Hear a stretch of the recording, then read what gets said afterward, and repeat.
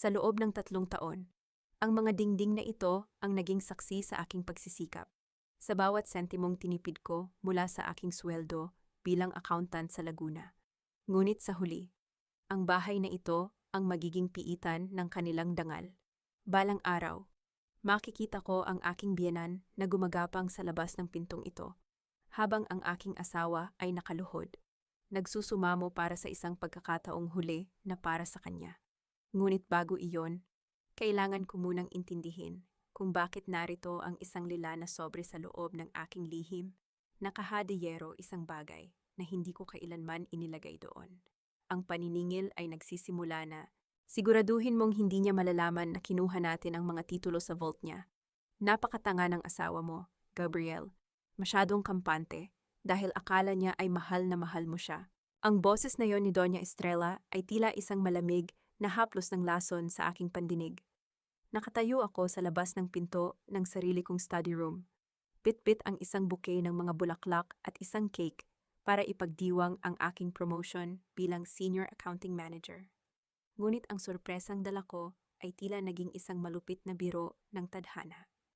Dahan-dahan naman sa pananalita, hindi bobo si Mariel. Sadyang nagtitiwala lang siya sa akin. Sagot ni Gabriel. Ang lalaking ipinangako kong mamahalin hanggang sa huling hininga. Pero huwag kang mag-alala. Bukas na bukas, pipirmahan na ng bangko ang loan application gamit ang bahay na ito bilang collateral. Hindi na tayo kukulitin ng mga naniningil sa utang ni Clarice. Humigpit ang hawak ko sa buke. Ang mga talulot ng rosas ay unti-unting nadudurog sa ilalim ng aking mga daliri. Walang luhang pumatak mula sa aking mga mata. Sa halip, isang nakabibinging katahimikan ang namuo sa aking dibdib, isang uri ng lamig na tanging ang isang taong nawala ng lahat ang makakaunawa. Ang perang pinaghirapan ko, ang bahay na itinuring kong pangarap, ay ginagawa nilang panakip sa butas ng kanilang mga kasalanan. Tiningnan ko ang aking relo. Mayroon lamang akong 30 minuto bago dumating ang mga bisita para sa aking victory party. 30 minuto para magpanggap o 30 minuto para simulan ang kanilang pagkawasak. Pinili ko ang huli, ngunit hindi sa paraang inaasahan nila. Dahan-dahan akong umatras, pumasok sa banyo sa kabilang silid, at binuksan ang gripo upang lunuri ng anumang tunog ng aking paghinga. Tumingin ako sa salamin. Ang babaeng nasa harap ko ay hindi na ang Mariel na sunod-sunuran sa bawat hiling ng kanyang biyenan. Ang nakikita ko ay isang accountant na marunong magbalanse ng utang at katarungan. Kinuha ko ang aking telepono. Sa halip na i-confront sila, mabilis kong tinawagan ang aking head of security sa opisina. I-lock mo ang lahat ng corporate accounts ko. Ngayon din. At magpadala ka ng private investigator sa bahay sa loob ng 1 oras. Huwag kang magpapakita. Lumabas ako ng banyo nang may kalmadong mukha. Tila isang lawa na walang anumang alon sa ilalim ng buwan. Binuksan ko ang pinto ng study room ng mabilis, sapat para makita ang kanilang pagkagulat. Mabilis na itinago ni Gabriel ang isang pirasong papel sa ilalim ng table blotter. Love, ang aga mo yata, pilit na ngiti ni Gabriel, habang ang kanyang mga mata ay hindi mapakali. Surprise ang tanging lumabas sa aking bibig. Ang boses ko ay patag, walang emosyon, tulad ng isang hatol ng hukom. Lumapit ako kay Doña Estrella at humalik sa kanyang pisngi. Amoy mamahaling pabango na binili ko para sa kanya noong nakaraang buwan. Narinig ko ang tungkol sa utang ni Clarice. Bakit hindi niyo sinabi sa akin? Napatigil ang matanda. Ang kanyang mukha ay biglang nagbago mula sa pagkagulat, patungo sa isang mapait na pait ng pagpapanggap. Ay naku, Mariel Hija, ayaw lang naming ma-stress ka dahil sa promotion mo. Alam mo naman ang kapatid ng asawa mo. Medyo naging pabaya sa negosyo. Huwag kayong mag-alala, sabi ko habang dahan-dahang lumalapit sa mesa ni Gabriel. I'll handle everything.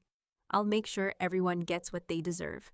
Naramdaman ko ang paginig ng kamay ni Gabriel nang hawakan ko ang kanyang balikat. Sa ilalim ng aking palad, nararamdaman ko ang kanyang takot. Ngunit hindi sapat ang takot para bayaran ang 8 taon kong pagsisikap. Eksaktong 6:00 ng gabi. Tumunog ang doorbell. Ang mga unang bisita ay narito na.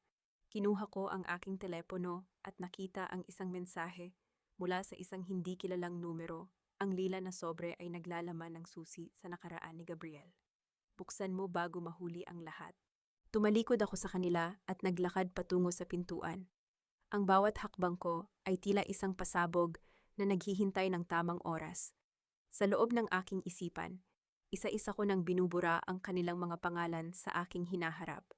Mariel, saan mo dadalhin ang mga papeles na iyan? Pahabol na sigaw ni Doña Estrella. Ang boses niya ay puno ng pag-aalinlangan. Hindi ako lumingon. Ngumiti ako sa harap ng pintuan habang bumubukas ito para sa aking mga bisita. Sa ligtas na lugar, doon sa hindi nyo kailanman maaabot. Ang kabanatang ito ay hindi nagtatapos sa isang iyak, kundi sa isang tahimik na panunumpa. Habang ang party ay nagsisimula sa labas, ang tunay na laro sa loob ng bahay na ito ay kabilang na sa akin. Sino ang nagpadala ng sobre? At ano ang nakatago sa nakaraan ni Gabriel na mas masahol pa sa pagnanakaw ng bahay? Ang tagumpay ay may lasa ng abo sa aking dila. Habang ang mga kasamahan ko sa trabaho ay nagtatawanan at binabati ako sa aking promotion.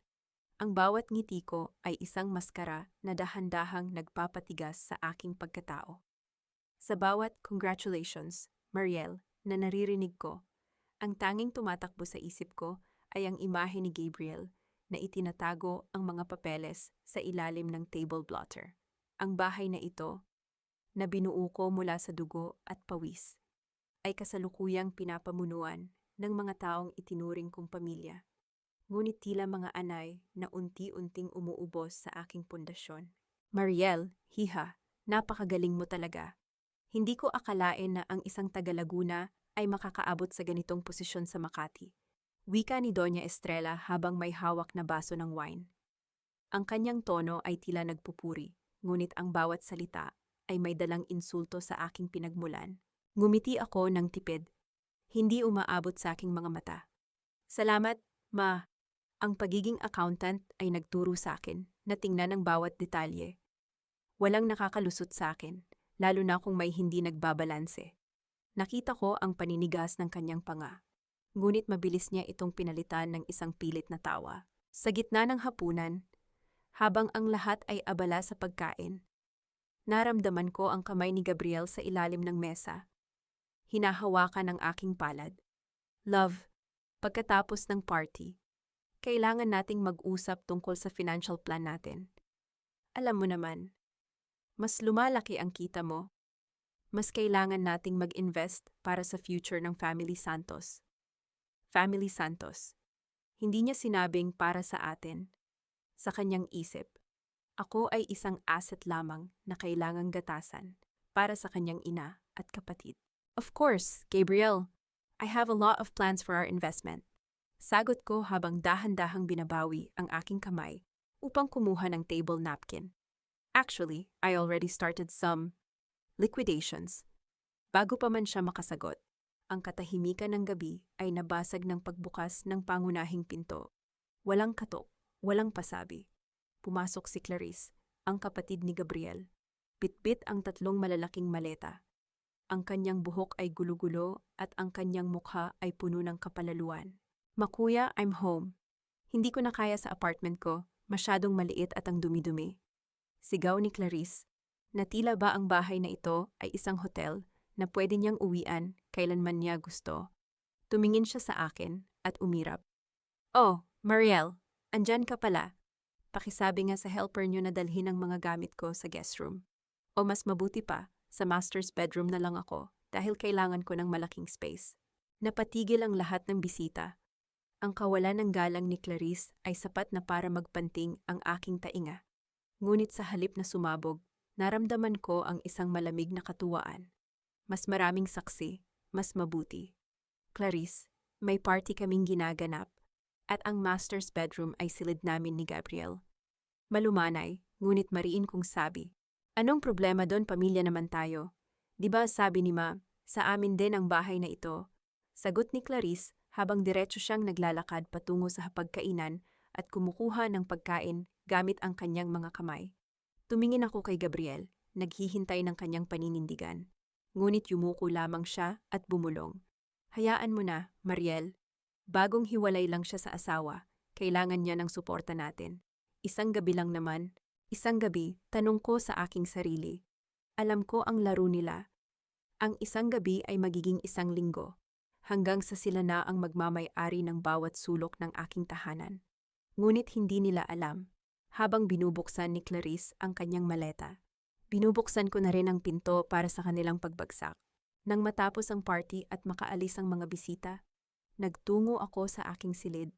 Kinuha ko ang lila na sobre na itinago ko sa aking bag. Sa loob nito ay walang sulat, kundi isang lumang resibo mula sa isang kilalang jewelry shop at isang litrato. Isang litrato ni Gabriel na may kasamang babaeng buntis, na ang petsa ay kuha lamang noong nakaraang buwan. Ang hangin sa silid ay tila naglaho. Ang aking puso ay tumibok ng mabilis. Hindi dahil sa sakit, kundi dahil sa matinding pagkamuhi. Habang iniisip ni Gabriel na sapat na ang nakawi ng aking bahay, may iba pa pala siyang itinatago na mas malalim at mas madumi. Narinig ko ang yabag ng mga paa ni Gabriel na papalapit sa silid. Mabilis kong itinago ang sobre sa ilalim ng aking unan at humiga. Nagpapanggap na tulog. Nang pumasok siya, naramdaman ko ang bigat ng kanyang katawan sa gilid ng kama. Ang kanyang amoy, ang amoy na dati ay nagbibigay sa akin ng ginhawa, ay tila amoy ng isang nabubulok na bangkay ngayon. Tulog ka na ba? Love, bulong niya habang hinahaplos ang aking buhok. Huwag kang mag-alala sa sinabi ni Clarice. Maaayos din ang lahat bukas pagkapirma mo sa mga documents. Nanatili akong tahimik. Pinipigilan ang bawat himaymay ng aking katawan na huwag siyang saktan. Sa dilim, ang aking mga mata ay nakadilat, nakatingin sa kisame. Ang bawat haplos niya ay itinala ko bilang karagdagang utang na dapat niyang bayaran ng may interes. Kinabukasan, maaga akong nagising, hindi para magluto ng almusal para sa kanila, kundi para gawin ang unang hakbang ng aking planong pang-ekonomiya. Habang himbing pa ang lahat, kinuha ko ang lahat ng duplicate keys ng bahay at ng aking kotse. Pagbaba ko sa kusina, nakita ko si Doña Estrella na kumakain ng prutas. Mariel, hiha, mabuti, at gising ka na. Pakipirmahan naman itong authorization letter para makuha ko ang allowance ko sa bank account niyo ni Gabriel. Sabi niya, okay lang daw. Inilapag ko ang aking bag sa mesa at tiningnan siya ng diretso sa mga mata. Ma, mula ngayon, wala ng allowance. Lahat ng accounts ay naka-freeze para sa isang audit. May nawawalang pondo at kailangan kong malaman kung sino ang kumuha. Ang kulay sa mukha ni Doña Estrella ay naglaho, pinalitan ng isang matinding galit na pilit niyang itinago sa likod ng isang panginginig. Anong audit pinagdududahan mo ba kami pagkatapos ng lahat ng sakripisyo ko para sa inyong dalawa? Hindi ito tungkol sa duda, tungkol ito sa katotohanan. Malamig kong sagot. And by the way, pakisabi kay Clarice, ang guest room ay may upa na simula ngayong araw. Nothing is free in this house anymore. Tumalikod ako at naglakad palabas ng pinto. Naririnig ang pagsigaw ni Doña Estrella sa pangalan ni Gabriel. Ngunit bago ako tuluyang makalabas, isang tawag mula sa aking private investigator ang nagpatigil sa akin. Ma Mariel, may nahanap kaming impormasyon. Ang babae sa litrato, hindi lang siya basta ibang babae. Siya ang anak ng may-ari ng kumpanyang balak mag-collateral sa bahay niyo. Ang aking kamay ay napakapit ng mahigpit sa manibela ng aking kotse. Ang pagtataksil ay hindi lang pala tungkol sa pera o sa bahay. Ito ay isang detalyadong plano para burahin ako ng tuluyan sa mapa. Ngunit nagkamali sila ng kinalaban. Ako ay isang accountant at alam ko kung paano mag-zero out ng isang account na wala ng halaga.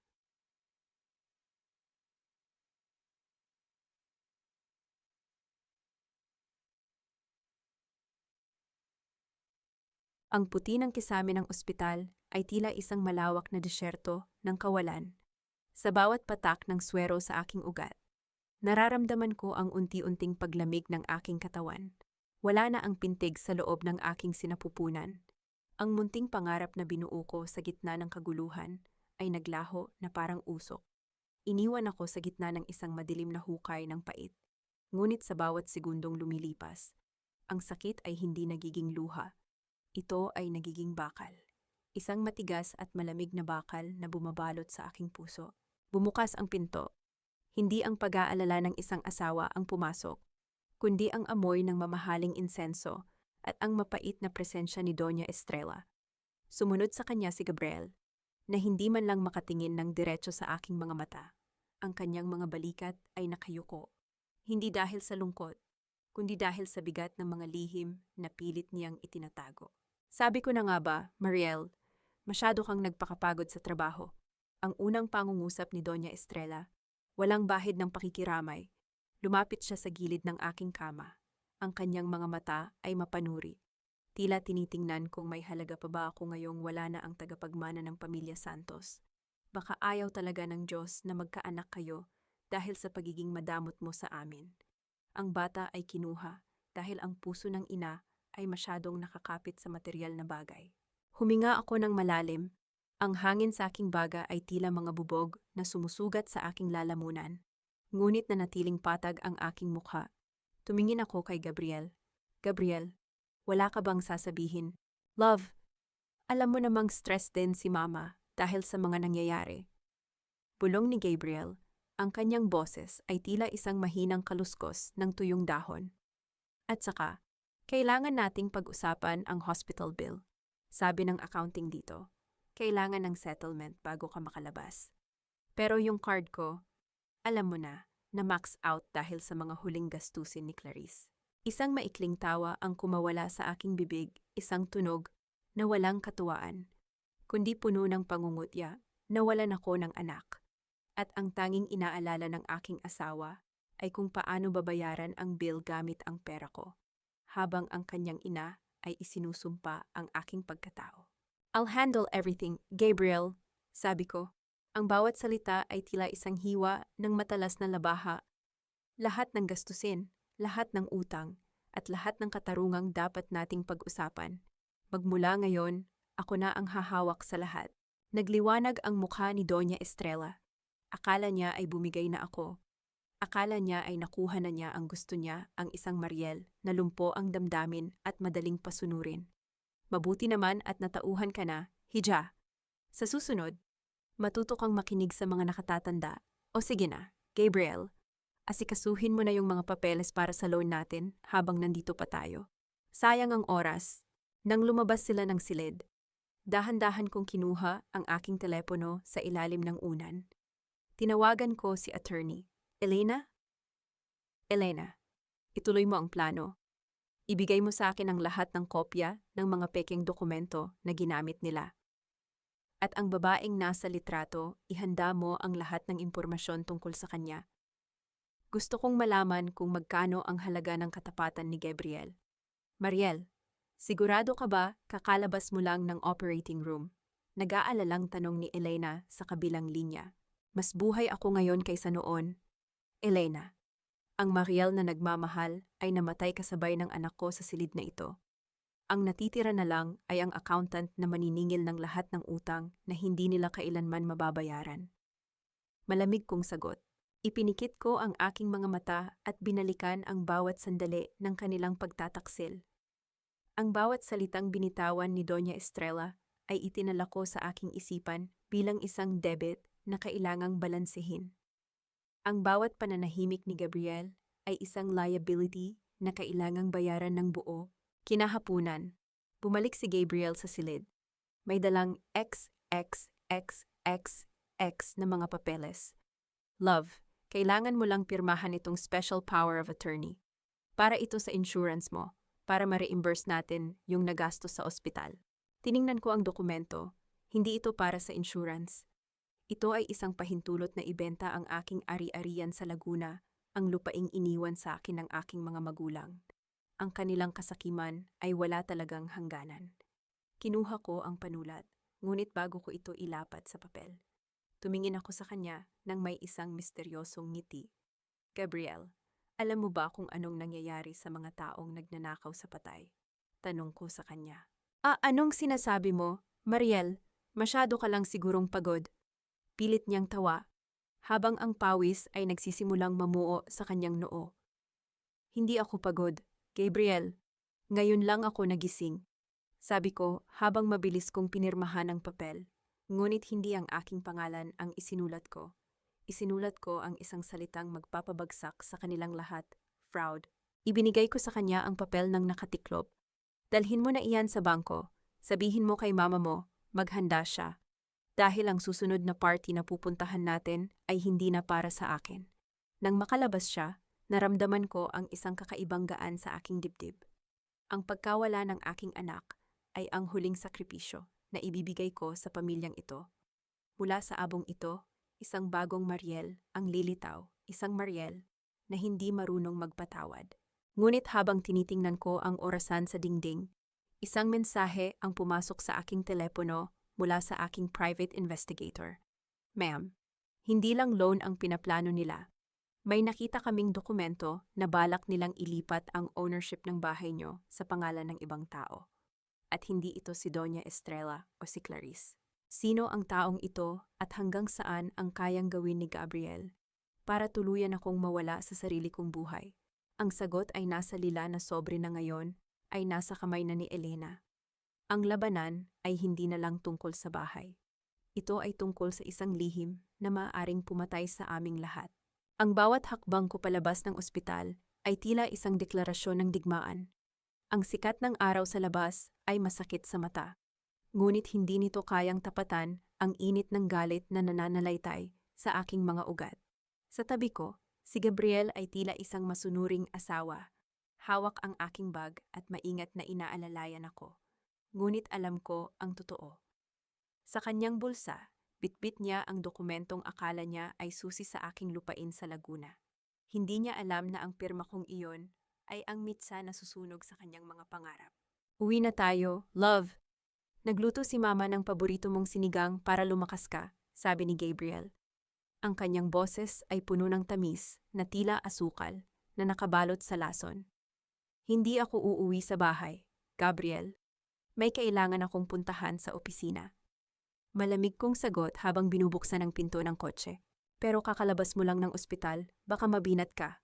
Mabilis niyang hirit, bakas ang kaba sa kanyang mga mata. Takot siya na baka mawala ako sa kanyang paningin bago niya maipasa ang mga papeles sa bangko. Accountant ako, Gabriel. Ang balanse ng mga libro ko ay hindi naghihintay sa binat. I'll be home by dinner. Sabi ko bago ko isara ang pinto. Hindi ko na hinintay ang kanyang sagot. Ang tunog ng makina ng kotse ay tila isang hudyat ng aking paglaya. Sa halip na sa opisina, nagtungo ako sa isang maliit at tago na coffee shop sa kanto ng Ayala. Doon, naghihintay si attorney, Elena. Sa harap niya ay ang XXXXX na mga folder na naglalaman ng lahat ng ebidensyang kailangan ko. Mariel, ang putla mo, bungad ni Elena. Ang kanyang mukha ay puno ng pag-aalala. Dapat ay nagpapahinga ka. Magpapahinga ako kapag nasa kalsada na sila. Elena, sabihin mo sa akin, ano ang nahanap mo? Umupo ako at uminom ng mainit na tsa. Hinahayaan ang init nito na pakalmahin ang aking nanginginig na mga kamay. Inilabas ni Elena ang isang kopya ng bank loan application ni Gabriel. Tama ka. Sinubukan nilang i-collateral ang bahay niyo. Ngunit may malaking pagkakamali silang nagawa. Dahil sa pagmamadali nilang i-transfer ang ownership sa pangalan ni Gabriel gamit ang peking deed of sale. Hindi nila napansin na ang tax declaration ng bahay ay nakalock pa rin sa iyong pangalan bilang sole owner and investor. Sa madaling salita, ang application nila ay nakabinbin dahil sa discrepancy ng mga pangalan. Isang malamig na ngiti ang gumuhit sa aking mga labi. Ang pagiging metikuloso ko sa mga papeles noong binibili ko ang bahay ay nagligtas sa akin. So, kailangan nila ang pirma ko para makorek iyon. Eksakto. At ang pinirmahan mo sa ospital, kapag isinumite nila yon, ang salitang fraud na isinulat mo ay automatikong magti-trigger ng fraud investigation sa loob ng bangko. Hindi lang madi-disapprove ang loan, maaari silang makasuhan ng falsification of documents. Paliwanag ni Elena. Mabuti, hayaan nating isumite nila iyon. Gusto kong makita ang mukha ni Doña Estrella kapag ang mga pulis na ang kumatok sa pintuan niya sa halip na ang manager ng bangko. Sabi ko, ang aking boses ay walang bakas ng pag-aalinlangan. Ngunit biglang nagbago ang ekspresyon ni Elena. Inabot niya sa akin ang isang panibagong folder mula sa lila na sobre. Mariel, may isa pa kaming natuklasan. Ang babaeng nasa litrato, si Sofia, hindi lang siya basta mistress ni Gabriel. Siya ang anak ni Mr. Concepcion, ang chairman ng real estate firm kung saan binili ni Gabriel ang mga pekeng dokumento. Huminga ako ng malalim, pilit na pinapakalma ang aking sarili. So, ginagamit ni Gabriel ang babaeng iyon para makuha ang mga papeles na kailangan niya. Higit pa doon, Mariel, seryosong sabi ni Elena, ang plano nila ay hindi lang ang makuha ang bahay. Ayon sa nakuha naming chat logs, balak nilang ideklara ka bilang mentally unfit dahil sa depression matapos ang pagkawala ng anak nyo. Kapag nangyari iyon, magiging legal guardian mo si Gabriel at lahat ng assets mo, pati ang kumpanyang itinatayo mo, ay mapupunta sa kanya. Nabitawan ko ang tasa ng tsaa. Ang tunog ng pagtama nito sa mesa ay tila isang babala sa aking sistema. Hindi lang pala pagnanakaw ang balak nila. Balak nilang sirain ang aking buong pagkatao. Balak nilang itago ako sa isang institusyon habang nilulustay nila ang lahat ng pinaghirapan ko kasama ang kanyang bagong pamilya. Ang hayop na iyon, bulong ko, ang aking mga kamao ay nakakuyom ng mahigpit. Akala niya ay ganoon ako kadaling talunin. Mariel, kailangan nating kumilos ng mabilis. May huling piraso ng puzzle na nahanap ang investigator mo, sabi ni Elena habang inilalabas ang isang huling dokumento. Ang taong pinaglipatan nila ng ownership ng bahay niyo sa application. Hindi ito si Sofia at hindi rin ito si Doña Estrella. Tiningnan ko ang pangalan sa dokumento. Ang aking mundo ay tila tumigil sa pag-ikot. Ang pangalan sa papel ay ang pangalan ng isang taong matagal ko nang kinalimutan, isang taong naging dahilan ng pagkasira ng aking pamilya noong bata pa ako. Bakit siya, tanong ko? Ang aking boses ay nanginginig sa galit at pagkalito. Anong kinalaman ni Gabriel sa kanya? Iyan ang kailangan nating malaman, Mariel, pero isa lang ang sigurado. Ang pagtataksil na ito ay nagsimula pa, bago mo pa man makilala si Gabriel. Ang buong kasal nyo ay isang detalyadong plano. Tumayo ako. Ang aking puso ay tila isang tambol na naghahanda para sa isang gyera. Salamat, Elena. Ipagpatuloy mo ang pag-audit sa lahat ng accounts. Gusto kong malaman kung bawat sentimong ninakaw nila ay saan napunta. Lumabas ako ng coffee shop. Ang hangin ay tila mas malamig kaysa kanina. Pag-uwi ko sa bahay, nakita ko si Clarice na nakahiga sa sofa. Nanonood ng TV habang nagkakalat ng pagkain.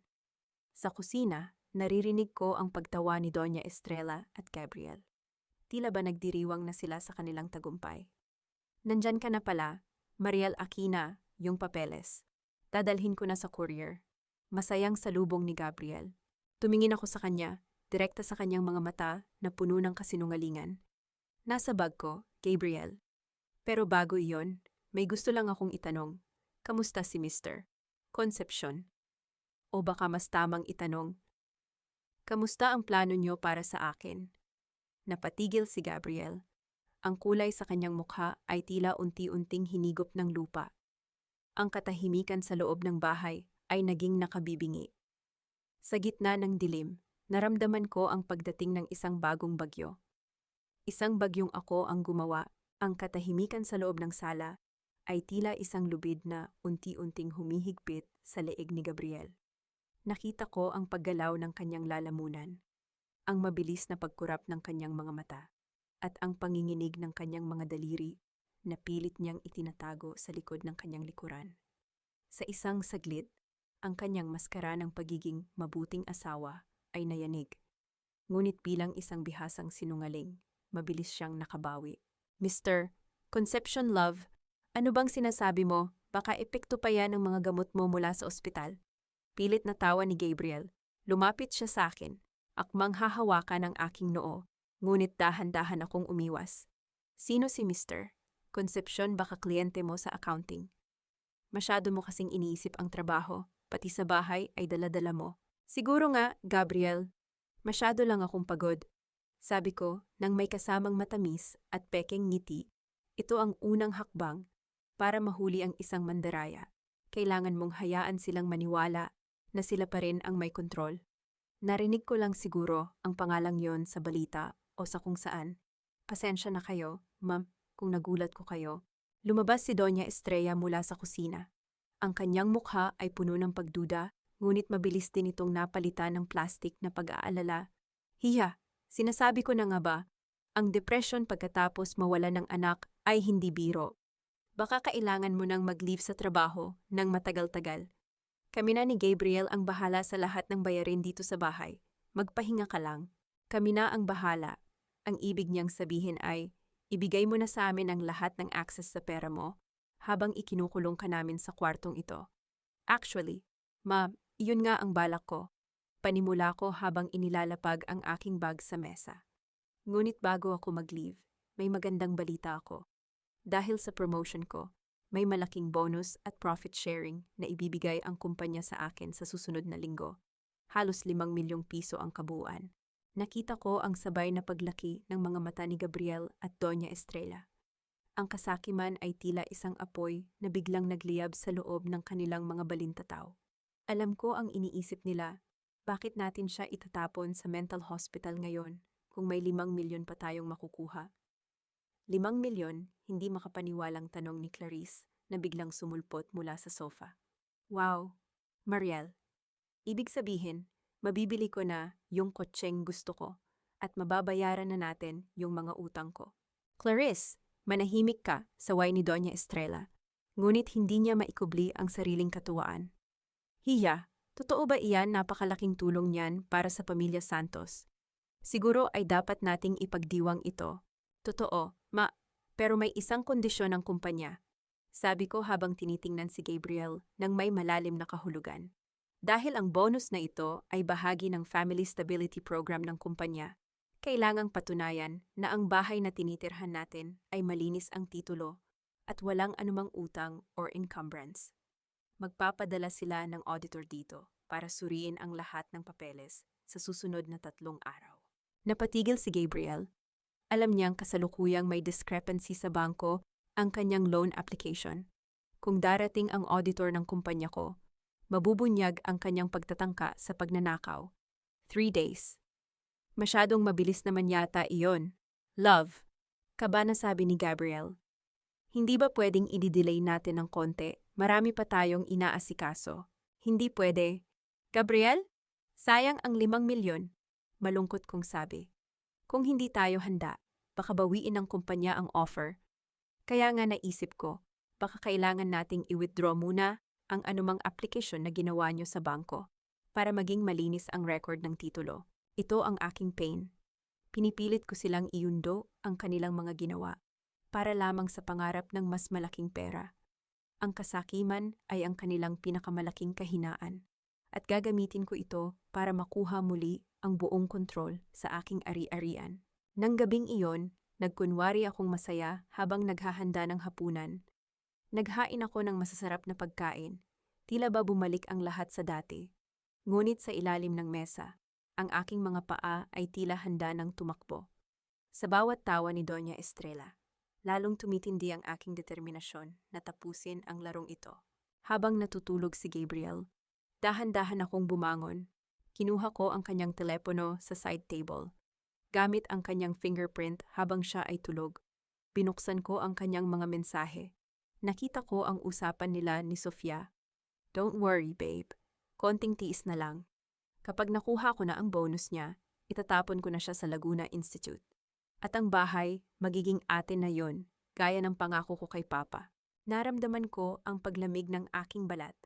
Ang Laguna Institute ay isang tanyag na pasilidad para sa mga may malalang sakit sa pag-iisip isang lugar na mahirap labasan kapag naipasok ka na. At ang Papa na tinutukoy niya, walang iba kundi ang taong nasa dokumento ni Elena. Binalik ko ang telepono sa dati nitong pwesto. Ang aking puso ay hindi tumitibok sa takot, kundi sa isang matalim na katuwaan. Akala nila ay sila ang manghuhuli. Ngunit hindi nila alam na sila na ang nasa loob ng kulungan. Kinabukasan, isang hindi inaasahang tunog ang pumukaw sa aking atensyon mula sa labas ng bahay. Ang malakas na hiyaw ng isang babae at ang sunod-sunod na pagkatok sa pinto na tila ba gigibain ito. Binuksan ni Doña Estrella ang pinto at doon ay tumambad ang isang babaeng gulo-gulo ang buhok. Umiiyak. at may hawak na isang XXXXX na dokumento. Nasaan si Gabriel, nasaan ang asawa ko? Sabi niya, dito kami titira dahil kinuha niya na ang bahay na ito sa babaeng iyon. Tumingin ako kay Gabriel, nakakababa lang ng hagdan. Ang kanyang mukha ay tila naging isang estatwa ng yelo. Ang babaeng nasa pinto ay hindi si Sofia. Ito ay isang panibagong lihim na hindi ko inaasahan. Gabriel, tawag ko. Ang aking boses ay puno ng kunwaring pagkabigla. Sino siya? At bakit niya sinasabing asawa mo siya? Ang laro ay naging mas magulo kaysa sa inakala ko. Ngunit sa bawat bagong tauhan na sumasali, mas lumalakas ang aking tsansa na wasakin silang lahat ng sabay-sabay. Ang bawat salita ng babaeng nasa pintuan ay tila mga bala na tumatama sa dibdib ni Gabriel. Ngunit sa halip na maawa, pinanood ko ang unti-unting pagguho ng kanyang mundo habang hawak ko ang gilid ng hagdanan. Ang babaeng nagngangalang Angela ay hindi lang basta umiiyak. Ang kanyang boses ay puno ng puot ng isang taong ninakawan din ng pangarap. Gabriel, akala ko ba ay nasa abroad ka? Sabi mo ay nagtatrabaho ka para sa atin ng anak mo. Pero narito ka pala sa magandang bahay na ito kasama ang ibang babae. Sigaw ni Angela. Ang kanyang mga kamay ay nanginginig habang ipinapakita ang isang luma at lukot na marriage contract. Mabilis na kumilos si Doña Estrella, tulad ng isang asong tagapangalaga. Hinarang niya ang pintuan at itinulak si Angela palabas. Ang kanyang mukha ay hindi kakikitaan ng hiya, kundi ng isang matinding galit para sa taong naglalakas loob na sirain ang kanyang plano. Umalis ka rito, hindi ka naming kilala. Isang baliw na naman ang naghahanap sa anak ko. Gabriel, isara mo ang pinto. Ang malakas na tunog ng pagsara ng pinto ay umalingaw-ngaw sa buong sala. Ngunit hindi nito kayang takpan ang katotohanan. Hinarap ko si Gabriel na ngayon ay pilit na kumukuha ng hangin. Gabriel, ano iyon? Bakit may marriage contract siya? Bakit sinasabi niyang asawa mo siya? Tanong ko. Ang boses ko ay sadyang ginawa kong nanginginig, tila isang asawang nasasaktan. Ngunit sa loob-loob ko, itinatala ko ang bawat detalye ng kanyang reaksyon. Love, makinig ka. Isa siyang scammer. Matagal na kaming ginugulo niyan simula noong nagtrabaho ako sa dati kong kumpanya. Huwag kang maniwala sa kanya. Mabilis na paliwanag ni Gabriel habang hinahawakan ang aking mga kamay. Ang kanyang mga palad ay malagkit sa pawis. Maniwala ka sa akin, ikaw lang ang asawa ko. Hindi ako sumagot. Tumalikod ako at naglakad paakyat sa aking silid. Ngunit hindi para umiyak. Kinuha ko ang aking laptop at agad na ipinadala ang litrato ni Angela sa aking private investigator. Kung si Angela ay isa pang biktima ni Gabriel, siya ang magiging pinakamahalaga kong alas. Habang ang gabi ay lumalalim, ang tensyon sa loob ng bahay ay lalong tumindi. Hindi dahil kay Angela, kundi dahil kay Clarice. Sa gitna ng katahimikan, narinig ko ang sunod-sunod na ingay mula sa baba. Ang malakas na tugtog ng rock music at ang tawanan ng mga lalaking hindi ko kilala ay yumanig sa mga dingding ng aking tahanan. Bumaba ako at doon ay tumambad ang isang eksenang tila mula sa isang magulong bar. Si Clarice ay nakahiga sa sofa, may hawak na bote ng alak, habang ang tatlo niyang kaibigan ay naninigarilyo sa loob ng aking sala. Ang abo ng sigarilyo ay nahuhulog sa aking mamahaling carpet, at ang mga bote ng beer ay nakakalat sa ibabaw ng aking mga dokumento sa accounting. Clarice, anong ibig sabihin nito? Bakit may mga tao rito sa loob ng bahay ko sa ganitong oras? Mariin kong sabi, tumingin sa akin si Clarice nang may mapungay na mga mata at isang nakakalokong ngisi. Bahay mo, sabi ni Ma, pamilya tayo. Diba, kaya bahay ko na rin ito. Ang mga kaibigan ko ay kailangan lang ng lugar para mag-chill. Huwag kang KJ, Mariel, masyado ka kasing seryoso sa buhay. Palabasin mo sila, ngayon din, utos ko. Paano kung ayaw ko hamon ni Clarice? Tumayo siya at lumapit sa akin. Ang amoy ng alak ay humahalimuyak sa kanyang hininga. Wala kang magagawa, si Kuya ang may-ari ng lahat dito. Ikaw ay tagabayad lang ng bills. Kaya kung gusto mong manatili rito, matuto kang tumahimik. Sa halip na makipagtalo, kinuha ko ang aking telepono at nagsimulang kumuha ng video. Kinuhanan ko ang bawat dumi, ang bawat pinsala sa aking kagamitan, at ang mukha ng bawat taong naroon. Ang bawat footage na ito ay magsisilbing ebidensya para sa kasong malicious mischief at trespassing na ihahain ko laban sa kanila. I-video mo lang, wala kaming pakialam, sigaw ng isa sa mga kaibigan ni Clarice habang itinutulak ang isang vase na galing pa sa aking lola. Ang tunog ng pagkabasag ng porselana sa sahig ay tila isang musika sa aking pandinig, isang karagdagang halaga sa utang na babayaran nila. Biglang bumukas ang pinto at pumasok si Doña Estrella. Ngunit sa halip na pagsabihan ang kanyang anak, tumingin siya sa akin ng may matinding pagkapuot. Mariel, sapat na iyan. Huwag mong ipahiya ang pamilya sa harap ng mga bisita ni Clarice. Pumasok ka na sa kwarto mo. Ma, binabasag nila ang mga gamit ko. Sabi ko, papalitan natin yan kapag nakuha mo na ang bonus mo. Napakaliit na bagay. Ginagawa mong malaki. Sagot ng matanda bago siya bumaling sa mga kaibigan ni Clarice nang may ngiti. Sige lang, mga iho. Mag-enjoy kayo. Huwag niyo na lang pansinin ang asawa ng anak ko. Medyo masama lang ang pakiramdam niya. Umakyat ako sa taas. Ang aking puso ay tumitibok ng may malamig na determinasyon.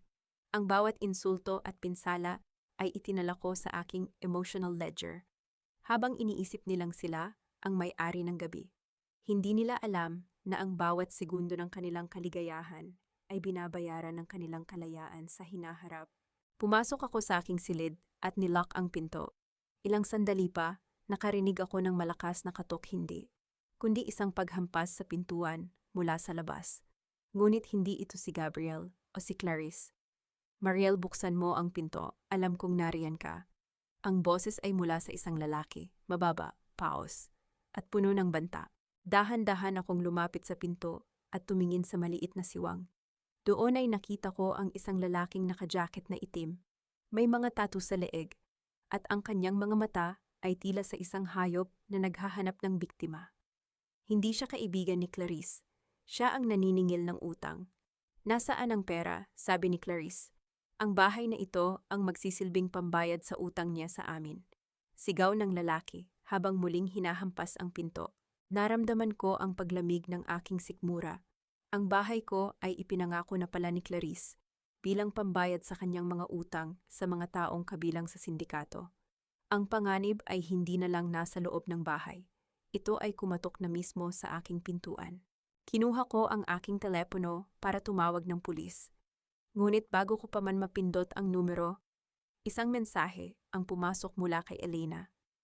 Mariel, huwag kang lalabas. Ang lalaking iyan ay hindi lang basta debt collector. Siya ang tauhan ni Mr. Concepcion. Pinadala siya riyan para takutin ka at mapilitan kang pirmahan ang transfer of ownership ngayong gabi. Ang bitag ay unti-unti nang sumasara, ngunit ang hindi nila alam. Sa bawat hakbang nila, mas lalo silang nahuhulog sa sarili nilang hukay. Ang tanging kailangan ko na lang ay isang pagkakataon para ibagsak ang huling alas.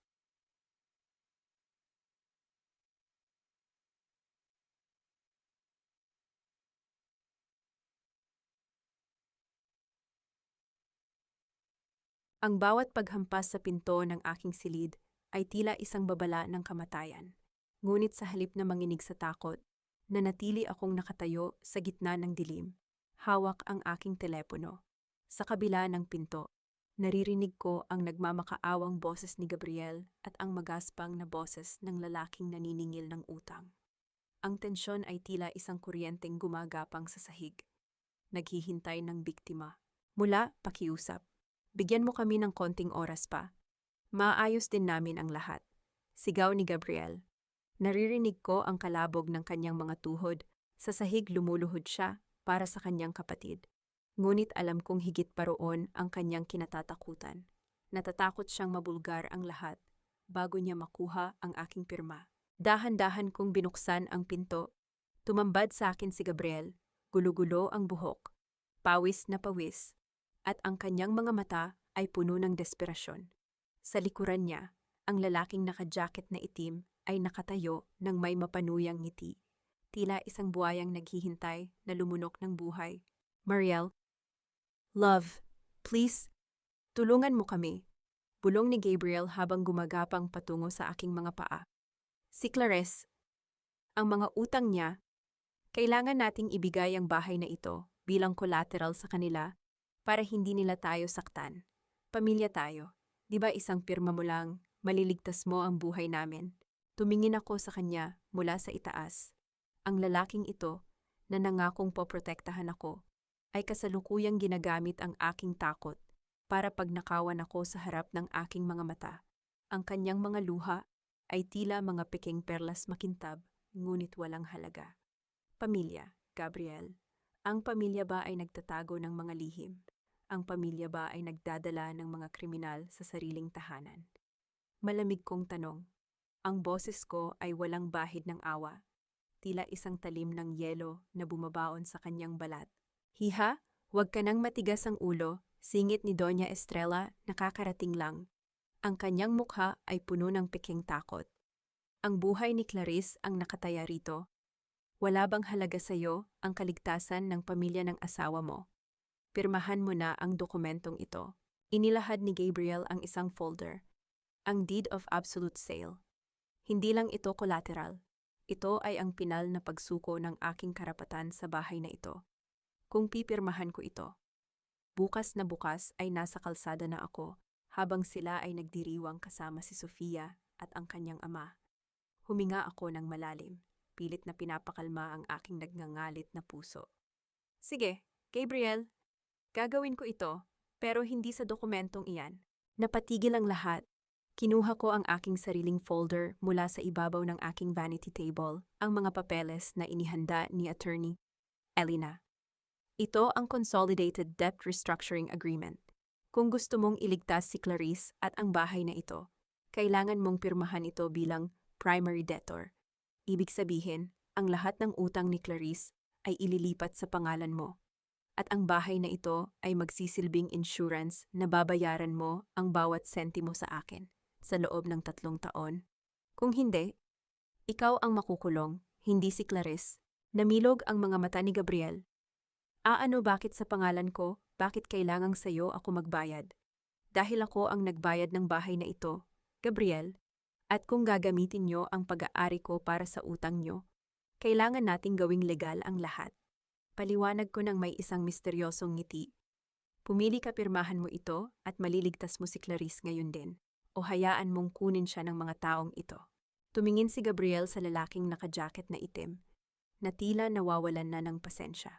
Ang kasakiman at ang takot ay nagtatalo sa kanyang isipan. Ngunit dahil sa kanyang pag-aakalang, makukuha pa rin niya ang aking bonus na 5 milyon. Naniwala siyang madali niyang mababayaran ang anumang nakasulat sa papel na hawak ko. Sige, pipirma ako.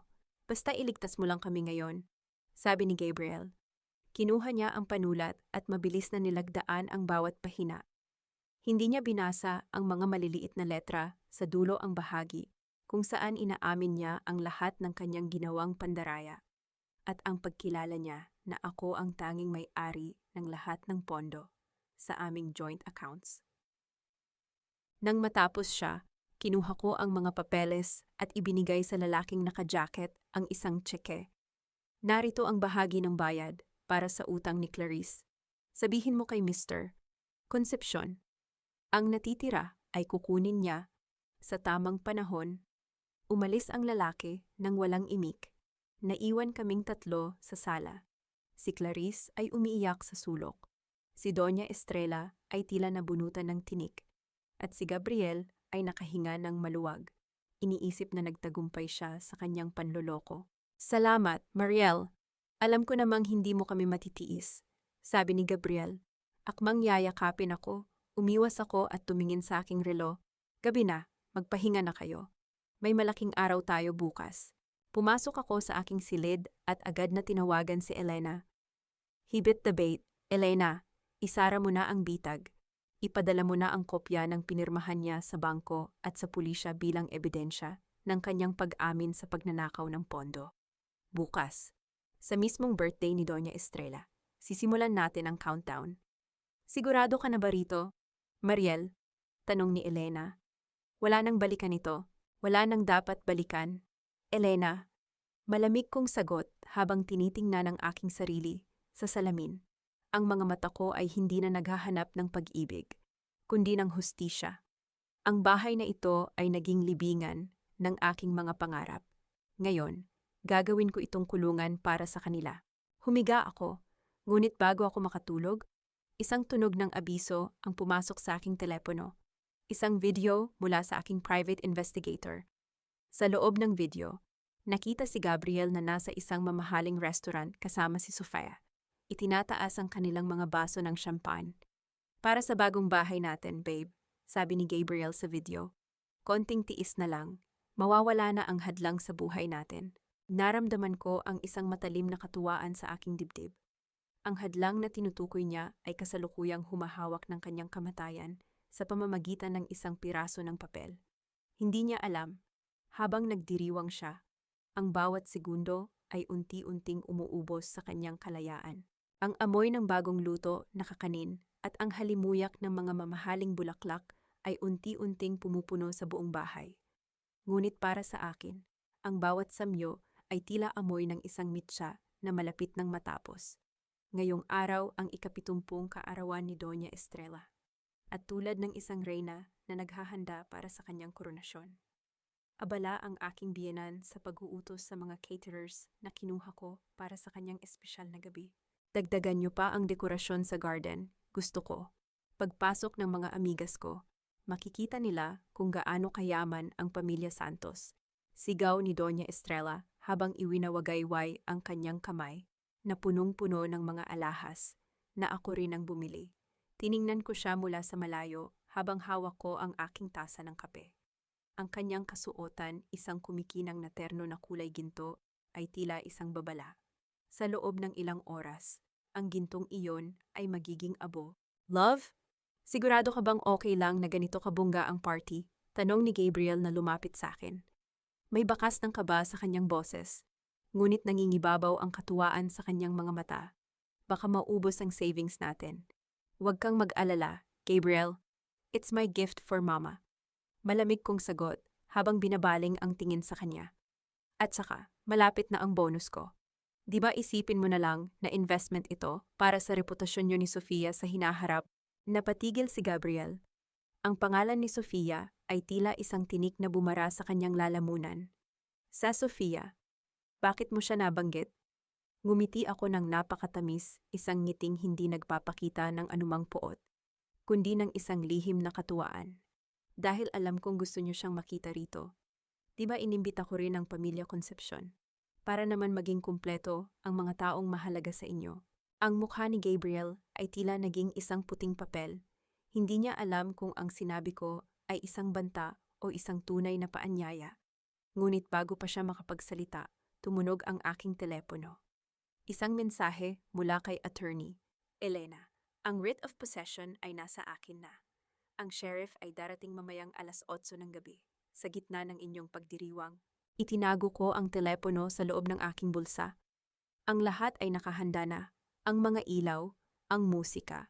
Ang mga bisita, lahat sila ay magiging saksi sa muling pagkabuhay ng aking dangal. Habang lumilipas ang oras, lalong naging mapagmataas si Doña Estrella. Mariel, hiha, siguraduhin mong nakatabi ang mga gamit mo sa kwarto. Ayokong makita ng mga bisita ko ang mga mumurahing gamit mo mula sa Laguna. Ang bahay na ito ay dapat magmukhang tunay na mansyon ng mga Santos. Opo, nakatabi na ang lahat. Sagot ko habang dahan-dahang inaayos ang aking sariling kasuotan, isang itim na gown na tila isang simbolo ng pagluluksa para sa kanilang kamatayan. Sa bawat hakbang ko sa loob ng bahay, nararamdaman ko ang bawat sulok na ako ang nagbayad. Ang bawat tiles, ang bawat chandelier, ang bawat pako sa dingding. Sa loob ng 8 taon, hinayaan ko silang maniwala na sila ang nagmamay-ari ng hangin na inihing ako.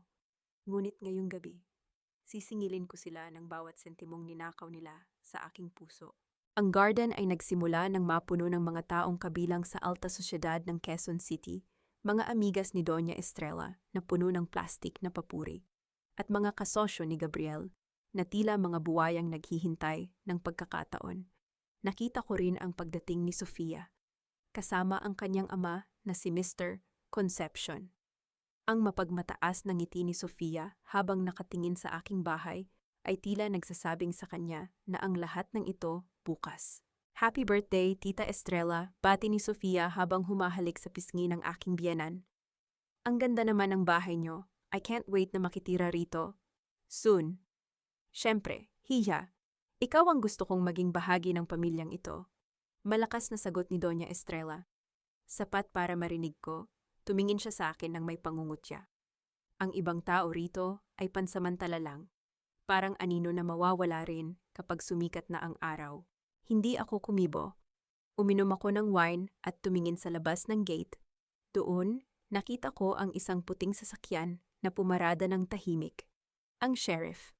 Ang tensyon sa aking dibdib ay nagsimulang maging isang matalim na katuwaan. Ang bawat sandali ng kanilang pagmamayabang ay nagdadagdag ng bigat sa kanilang pagbagsak. Ang bawat tawa ni Gabriel kasama si Sofia ay isang karagdagang taon ng paghihirap na ipaparanas ko sa kanila. Ladies and gentlemen, maraming salamat sa inyong pagdalo sa ika-70 kaarawan ng aking ina, sigaw ni Gabriel, habang nakatayo sa gitna ng stage. Ngayong gabi, may mahalaga kaming anunsyo. Ang pamilya Santos ay magkakaroon ng bagong simula, at ang bahay na ito ang magiging simbolo ng aming tagumpay. Nagpalakpakan ang mga tao. Si Doña Estrella ay tila isang reynang kumakaway sa kanyang mga nasasakupan. Ngunit sa gitna ng palakpakan, dahan-dahan akong lumapit sa microphone. Wait, may nakalimutan pa si Gabriel, sabi ko. Ang boses ko ay matunog at puno ng awtoridad na hindi nila kailanman narinig mula sa akin. Natahimik ang lahat. Ang tingin ni Gabriel sa akin ay puno ng kaba. Ang ngiti ni Doña Estrella ay unti-unting naglaho. Bago tayo magtuloy sa anunsyo ni Gabriel, gusto ko munang ipakilala ang ating mga huling bisita. Sabi ko habang itinuturo ang gate. Ang pinto ay bumukas ng malakas. Pumasok ang 4 na lalaking nakauniporme ng pulis, kasama ang isang lalaking may hawak na XXXXX na dokumento na may selyo ng korte. Ang tunog ng kanilang mga sapatos sa semento ay tila isang martilyo na bumabaon sa katahimikan. Gabriel Santos, Doña Estrella Santos, tawag ng sheriff. Ang kanyang boses ay tila isang hatol ng kamatayan.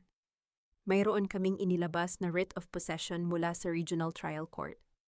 Ang bahay na ito ay pag-aari ni Mariel Ramos, at ayon sa utos ng korte, kailangan niyong lisanin ang property na ito. Ngayong gabi, ang katahimikan sa garden ay naging nakakabingi. Ang baso ng wine ni Doña Estrella ay nahulog sa sahig.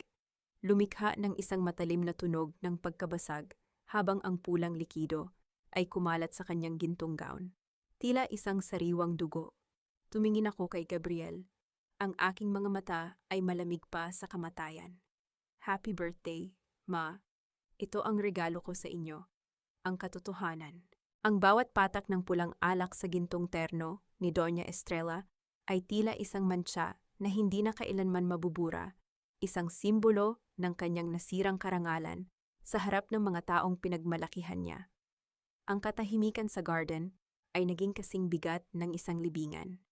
Habang ang mga bisita ay nagsimulang magbulungan, ang kanilang mga mata ay palipat-lipat mula sa sheriff patungo sa nangangatog na si Gabriel. Anong ibig sabihin nito, Mariel? Anong kalokohan ito? Sigaw ni Gabriel. Ang kanyang boses ay pumiyok sa takot at pagkapahiya. Lumapit siya sa akin. Akmang kukunin ang mga papeles sa kamay ng sheriff. Ngunit mabilis siyang hinarang ng 2 pulis. Hindi ito kalokohan. Gabriel, ito ang resulta ng bawat sentimong ninakaw niyo sa akin. Malamig kong sagot. Tumingin ako sa paligid, sa mga amigas ni Doña Estrella na ngayon ay may hawak na mga telepono. Kumukuha ng video sa bawat segundo ng kanilang pagbagsak. Ang bahay na ito ay binili ko bago pa man tayo ikasal. Ang lahat ng dokumentong ipinakita nyo sa bangko ay peke. At ang pirma ko sa Special Power of Attorney ay isang ebidensya ng inyong pandaraya.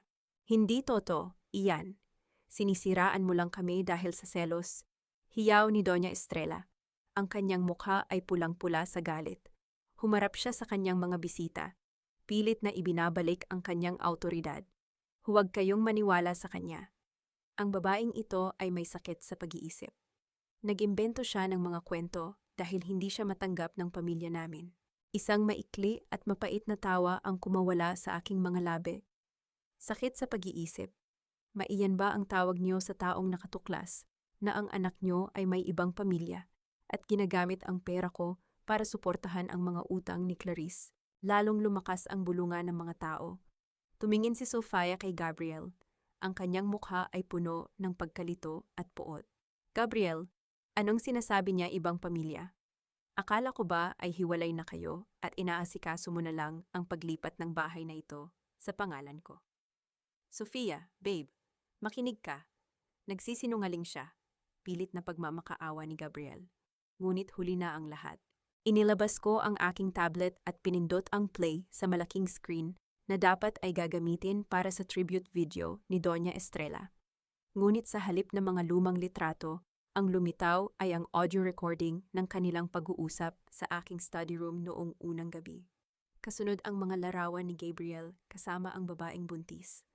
At ang pinakahuli, ang marriage contract ni Angela. Ang lalaking ipinagmamalaki niyo ay isang bigamista, malakas kong sabi. Ang boses ko ay umalingaw-ngaw sa bawat sulok ng garden. Isang magnanakaw na hindi lang ari-arian ang kinuha, kundi pati ang pagkakataon kong maging ina. Dahil sa stress at pressure na ibinigay niyo sa akin para makuha ang bahay na ito, nawala ang anak ko, napatigil ang lahat.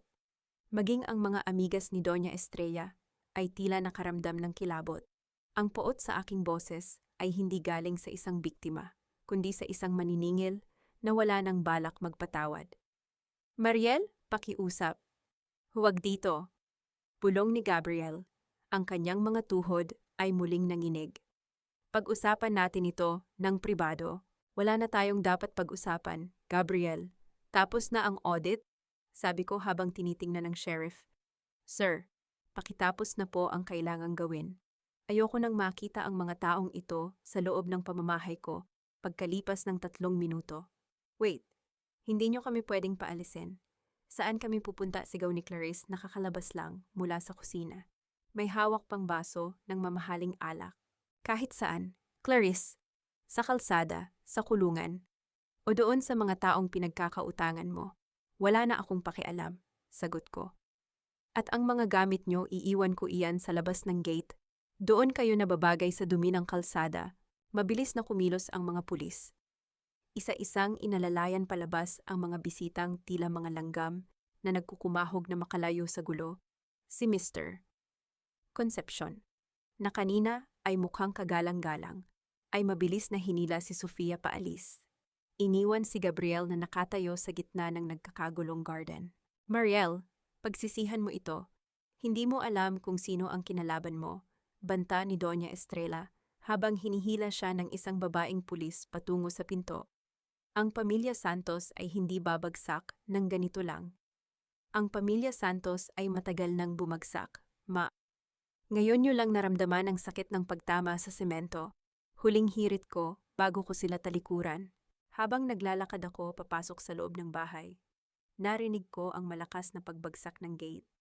Ang tunog ng bakal na nagtatagpo ay tila isang tuldok sa isang mahabang pangungusap ng paghihirap. Nanatili akong nakatayo sa gitna ng sala, sa gitna ng katahimikan na matagal kong hinangad.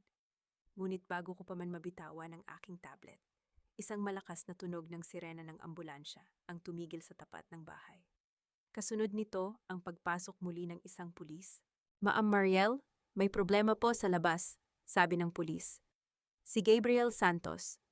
Tumalon po siya sa harap ng isang papalapit na sasakyan habang sinusubukan niyang tumakas. Naramdaman ko ang isang sandali ng pagtigil ng aking mundo, hindi dahil sa takot, kundi dahil sa isang tanong na pumasok sa aking isipan. Sapat na ba ang dugong dumanak para bayaran ang lahat? O ito pa lang ang simula ng isang mas malalim na ganti mula sa aninong? Matagal nang naghihintay. Ang asul at pulang ilaw ng ambulansya ay tila mga aninong nagsasayaw sa pintuan ng aking bahay. Sa labas ng gate, ang katahimikan ng gabi ay napalitan ng kaguluhan. Ngunit sa loob ng aking dibdib, may isang uri ng kapayapaan na kasing lamig ng semento. Lumabas ako ng dahan-dahan, hindi dahil sa pag-aalala, kundi upang tapusin ang nasimulan ko. Nakita ko si Gabriel na nakahiga sa kalsada. Ang kanyang puting polo ay may bahid ng dugo, at ang kanyang mga mata ay dilat, nakatingin sa kawalan habang pilit na kinukuha ng mga paramedic ang kanyang malay. Sa tabi niya, si Doña Estrella ay naglulupasay sa semento. Ang kanyang mamahaling gown ay marumi na, at ang kanyang mga hiyaw ay tila isang hayop na nasugatan. Ikaw ang may gawa nito. Sigaw ni Doña Estrella nang makita niya ako. Itinuro niya ang kanyang nanginginig na daliri sa akin habang lumalapit ako sa kanila. Pinatay mo ang anak ko, demonyo ka. Mariel, wala kang puso. Huminto ako sa tapat nila, sapat ang layo upang hindi ako madumihan ng kanyang paghihinagpis. Ma, huwag niyo akong ituro. Si Gabriel ang tumakbo. Si Gabriel ang tumakas mula sa sarili niyang mga kasalanan. Ang semento ay hindi nagsisinungaling tumama siya dahil sa sarili niyang takot. Hindi dahil sa akin. Kailangan namin ng pera, Mariel. Pakiusap, ibigay mo ang card mo. Kailangan siyang operahan, pagmamakaawa ni Gabriel, na tila biglang natauhan. Ang kanyang boses ay mahina at puno ng panginginig. Tiningnan ko siya ng diretso sa mga mata. Walang galit, walang awa. Ang lahat ng accounts ay naka-freeze. Gabriel, at ang mga alahas na suot ni mama mo, iyan ay binili gamit ang pondo ng kumpanya ko. Kung kailangan nyo ng pera, ibenta nyo ang mga iyan. Tutal, mahilig naman kayong magbenta ng mga bagay na hindi sa inyo. Napakawalang hiya mo, hiyaw ni Clarice na nasa likuran. Umiiyak din. Kapatid ko ang nakahiga rito. At anak ko ang nawala dahil sa inyo. Malamig kong sagot. Ang bawat salita ko ay tila isang sampal na mas masakit pa sa anumang pisikal na saktan. Ang bawat patak ng dugo ni Gabriel ngayon ay hindi sapat para bayaran ang buhay na kinuha niyo sa akin. Huwag niyo akong hinga ng awa dahil matagal niyo na itong pinatay. Tumalikod ako habang isinasakay si Gabriel sa ambulansya. Ngunit bago sila makaalis, may isang bagay na nahulog mula sa bulsa ni Gabriel, ang kanyang telepono. Mabilis itong kinuha ng isang pulis at iniabot sa akin. Ma'am, baka kailangan niyo ito para sa investigasyon, sabi ng pulis. Pagkakuha ko sa telepono, bigla itong umilaw. Isang tawag mula sa isang numerong walang pangalan. Sinagot ko ito nang hindi nagsasalita.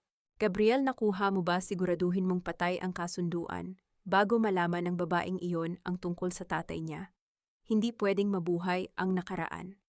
Sabi ng boses sa kabilang linya, isang boses na matandang-matanda, paos, at tila nanggagaling sa ilalim ng lupa. Naramdaman ko ang pagtayo ng aking mga balahibo. Ang nakaraan, ang aking ama. Sino ito? Tanong ko. Ang boses ko ay matalim at walang takot. Natahimik ang kabilang linya. Isang mahabang sandali ng tensyon bago muling magsalita ang lalaki. Mariel, ikaw pala. Akala ko ay tapos na ang lahat sa inyo ni Gabriel. Pero sige, kung gusto mong malaman ang totoo, pumunta ka sa lumang warehouse sa Laguna. Doon mo makikita kung bakit kailangang mangyari ang lahat ng ito. Pinatay ang tawag. Tiningnan ko ang naghihingalong ambulansya na papalayo. Ang aksidente ni Gabriel ay hindi lang basta karma. Ito ay isang tangkang pagtakas mula sa isang sikretong mas malaki pa sa bahay na ito. Bumalik ako sa loob ng aking bahay. Ang katahimikan ay tila isang mabigat na kumot. Kinuha ko ang aking susi ng kotse. Alam kong hindi pa tapos ang gabi. Ang pagkapanalo ko sa bahay na ito ay simula pa lamang. Elena, ihanda mo ang kotse. Tawag ko sa aking abogado. Pupunta tayo sa Laguna. May isang utang pa ang kailangang singilin at hindi ito pera. Mariel, delikado iyan. Hayaan nating ang pulis ang gumawa niyan. Babala ni Elena. Hindi, Elena. Ang accountant ang tatapos sa audit na ito. Sabi ko habang binubuksan ang pinto ng aking garahe. Dahil sa huli, ang pinakamasakit na katotohanan ay ang katotohanang ikaw mismo ang nakatuklas. Habang nagmamaneho ako palabas ng Quezon City, patungo sa dilim ng Laguna, ang bawat ilaw ng poste ay tila isang segundong dumadaan sa aking buhay. Sino ang lalaking iyon? At anong kinalaman ng aking ama sa pagtataksil ni Gabriel? Ang kalsada ay mahaba, ngunit ang aking determinasyon ay mas matalas pa sa anumang kidlat.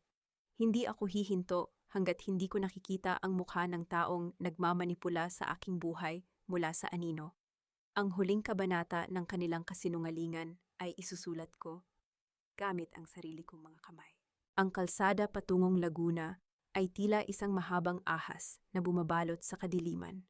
Ngunit ang aking mga mata ay nanatiling nakatitig sa unahan, hindi kumukurap. Ang bawat pag-ikot ng gulong ng aking kotse ay tila isang pagbilang ng mga huling sandali ng isang malaking kasinungalingan. Hawak ko ang manibela ng may higpit na tila ba, doon nakasalalay ang aking buong pagkatao. Sa aking tabi, ang telepono ni Gabriel ay nanatiling tahimik. Ngunit ang boses ng lalaking tumawag kanina ay paulit-ulit na umaalingaw-ngaw sa aking isipan. Ang aking ama, isang marangal na tao na namatay sa gitna ng isang iskandalo sa pananalapi na hindi kailanman napatunayan. Sa loob ng maraming taon, naniwala ako na ang kanyang kamatayan ay isang aksidente dahil sa labis na pagtatrabaho. Ngunit ngayon, sa bawat kilometrong nadadaanan ko, unti-unting nabubuo ang isang larawan na mas madilim pa sa gabing ito. Nakarating ako sa lumang warehouse sa labas ng bayan ng Santa Rosa. Ang gusali ay tila isang kalansay ng nakaraan. Kinakalawang ang mga yero at balot ng mga gumagapang na baging. Ang tunog ng paghinto ng aking sasakyan sa tuyong damuhan ay tila isang babala sa anumang naghihintay sa loob. Hindi ako nag-atubili. Bumaba ako ng kotse. Bitbit ang aking bag na naglalaman ng lahat ng ebidensyang nakalap namin ni Elena. Ang bawat hakbang ko sa semento ay lumilikha ng isang matunog at malamig na ritmo sa gitna ng katahimikan. Sa loob, ang amoy ng luma at amag na papel ay sumalubong sa akin. Isang solong bumbilya ang nakasabit sa gitna, nagbibigay ng isang madilaw at nanginginig na liwanag. Nandito na ako, sabi ko. Ang boses ko ay matatag at walang bahid ng takot. Lumabas ka na, Mr. Concepcion. Isang anino ang dahan-dahang gumalaw mula sa madilim na sulok. Ang tunog ng pag-ikot ng isang silya ay umalingaw-ngaw bago lumitaw ang mukha ng isang matandang lalaki na may hawak na tungkod. Si Mr. Concepcion ang ama ni Sofia. Ang taong akala ko ay biktima rin ng panloloko ni Gabriel. Napakahusay na accountant, Mariel. Bungad niya, ang kanyang boses ay may halong paghanga, ngunit puno ng kamandag. Hindi ko inakala na mapagtatagpi-tagpi mo ang lahat ng ganito kabilis. Siguro nga, ang dugo ng iyong ama ay nananalaytay sa iyong mga ugat. Bakit si Gabriel? Bakit kailangang dumaan sa kanya? Tanong ko habang lumalapit ako sa kanya. Hindi pinapansin ang banta ng kanyang presensya. Tumawa ang matanda, isang tuyong tawa na tila mga dahong kinakaluskos. Dahil ang iyong ama ay namatay na may hawak na isang piraso ng lupa at isang lihim na account na naglalaman ng lahat ng ebidensya laban sa akin. Akala ko ay madali itong makuha sa iyo. Ang kailangan lang ay isang lalaking magpapatibok sa puso mo, papakasalan ka, at dahan-dahang kukunin ang lahat ng mayroon ka. Si Gabriel ay isang mahusay na aktor. Hindi ba kinailangan niya lang ng kaunting panggigipit dahil sa mga utang ng kanyang kapatid? Naramdaman ko ang paglamig ng aking sikmura, ang aking buong kasal, ang bawat halik, ang bawat I love you ni Gabriel ay bahagi lamang ng isang business transaction. Ako ay isang investment na kailangang anihin. At ang anak ko, bulong ko, ang boses ko ay nanginginig sa matinding puot. Bahagi ba ng plano ang pagkawala ng anak ko? Ang bata ay isang hindi inaasahang komplikasyon. Walang emosyong sagot ni Concepcion. Pinabagal nito ang proseso, kaya kailangan naming bilisan ang lahat. Ang paglipat ng bahay, ang pagdeklara sa iyo na baliw. Kailangan naming tapusin ang nasimulan ng iyong ama bago mo pa ito matuklasan. Inilabas ko ang aking tablet at may pinindot na button. Isang berdeng ilaw ang kumislap dito. Salamat sa pag-amin, Mr. Concepcion. Alam mo bang ang bawat salitang binitawan mo ay kasalukuyang naririnig ng mga pulis na nakapaligid sa gusaling ito? At ang live stream na ito, pinapanood na ito ng libu-libong tao sa internet. Napatigil ang matanda. Ang kanyang mapagmataas na ngiti ay napalitan ng isang matinding gulat. Ang tunog ng mga sirena ng pulis sa labas ay nagsimulang lumakas. Tila mga asong humahabol sa kanilang biktima. Akala niyo ba ay ganoon ako kadaling lokohin? Sabi ko habang dahan-dahang lumalapit sa kanya. Accountant ako. Ang trabaho ko ay hanapin ang bawat sentimong nawawala. At ngayong gabi, nahanap ko na ang pinakamalaking pagkakamali sa inyong balanse. Mabilis na kumilos ang mga pulis. Pumasok sa loob ng warehouse at pinalibutan si Concepcion. Ngunit sa gitna ng gulo, isang mensahe ang pumasok sa aking telepono mula sa ospital kung saan dinala si Gabriel. Ma'am Mariel, gising na po ang pasyente, pero may gusto siyang sabihin tungkol sa Lila na sobre. Sabi niya, hindi lahat ng nakalagay doon ay galing sa amin. May isang huling dokumento na hindi mo pa nakikita. Tumingin ako kay Concepcion na ngayon ay pinapustasan na. Sino pa ang kasabwat niyo? Hindi mo pa alam ang lahat. Mariel, bulong ng matanda bago siya tuluyang hilahin paalis. Ang pinakamasakit na pagtataksil ay hindi galing sa asawa, kundi sa taong pinagkakatiwalaan mo sa trabaho. Naramdaman ko ang paghinto ng aking puso. Si Elena O ang boss ko. Hindi pa pala tapos ang audit. Ang bawat hakbang ko sa labas ng warehouse ay tila isang paglakad sa ibabaw ng manipis na yelo. Habang papalapit ako sa aking kotse, isang anino ang tumayo sa tabi ng pintuan nito. Isang pamilyar na anino. Mariel, tapos na ba ang lahat? Tanong ng boses. Dahan-dahan akong lumingon. At doon, sa ilalim ng liwanag ng buwan, nakita ko ang huling piraso ng puzzle na hindi ko kailanman inasahan. Ang ruwiro ay hindi pa natatapos. Ito ay mas malapit pa kaysa sa inaakala ko. Ang liwanag ng buwan ay tumatama sa mukha ni attorney Elena, ang babaeng itinuring kong kapatid sa loob ng maraming taon. Nakatayo siya sa tabi ng aking kotse. Ang kanyang mga mata ay puno ng isang uri ng lungkot na hindi ko mabasa. Ngunit sa pagkakataong ito, hindi na ako ang Mariel na nadadaan sa emosyon. Ang bawat numero sa aking isipan ay dapat nang magtugma. Mariel, mabuti at ligtas ka. Bungad ni Elena. Ang kanyang boses ay nanginginig. Narinig ko ang lahat sa radyo ng pulis. Tapos na ang lahat, kaibigan. Tapos na nga ba? Elena, tanong ko habang dahan-dahang lumalapit sa kanya. Inilabas ko ang aking telepono at ipinakita ang isang dokumentong ipinadala sa akin ng bangko. 5 minuto ang nakalipas. Bakit may pirma mo ang transfer of commission mula sa kumpanya ni Mr. Concepcion? Bakit ikaw ang tumanggap ng porsyento sa bawat utang na ipinapataw nila kay Clarice? Napatigil si Elena. Ang kanyang paghinga ay bumilis, at ang kanyang mga balikat ay unti-unting bumagsak. Walang paliwanag, walang pagtatanggi. Ang katahimikan niya ang pinakamalakas na pag-amin. Kailangan ko ng pera para sa operasyon ng nanay ko, Mariel. Bulong niya, ang mga luha ay nagsisimulang pumatak. Akala ko ay hindi mo malalaman. Akala ko ay sapat na ang tulungan kita laban kay Gabriel para mabura ang kasalanan ko. Ang katarungan ay hindi isang laro ng offsetting. Elena, malamig kong sagot. Iniligtas mo ako sa apoy na ikaw rin ang nagmitsa. Hindi iyon pagkakaibigan. Iyon ay damage control. Hindi ko na hinintay ang kanyang pagsusumamo. Sa likod ko, isang panibagong sasakyan ng pulis ang dumating. Ibinigay ko sa kanila ang folder na naglalaman ng mga bank transfers ni Elena. Habang pinapustasan siya, hindi ako lumingon. Ang bawat piraso ng anay sa aking buhay ay kailangang maalis. Kahit gaano pa ito kasakit. Lumipas ang 1 linggo. Ang ingay ng mga sirena at ang gulo ng mga demanda ay napalitan ng isang nakabibinging katahimikan sa loob ng aking bahay. Ngunit sa pagkakataong ito, ang katahimikan ay hindi na nakakatakot. Ito ay nakakapagpahinga. Nagpasya akong bisitahin ang ospital sa huling pagkakataon. Doon, nakita ko si Gabriel. Nakahiga siya sa kama, balot ng mga benda.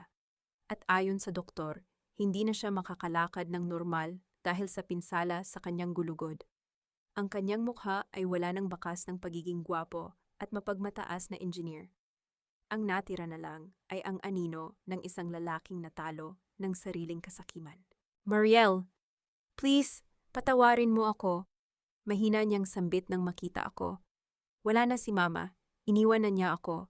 Si Clarice ay nasa kulungan dahil sa mga talbog na tseke.